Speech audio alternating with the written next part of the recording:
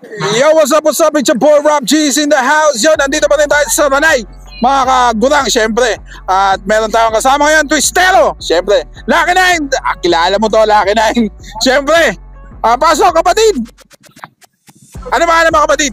Yo, ako nga po pala si Crown 1, isa sa mga naging tinik sa lalamunan nila akin. Grabe, Repin, Hoodlum Records, Unsoko Boys, Astig Empire, and BP Records. Yo. Alright, umpisahan na natin. Anong ginagawa mo kapatid? Meron tayong business. Alright, umpisahan na natin to. Yeah. Yeah. Yeah.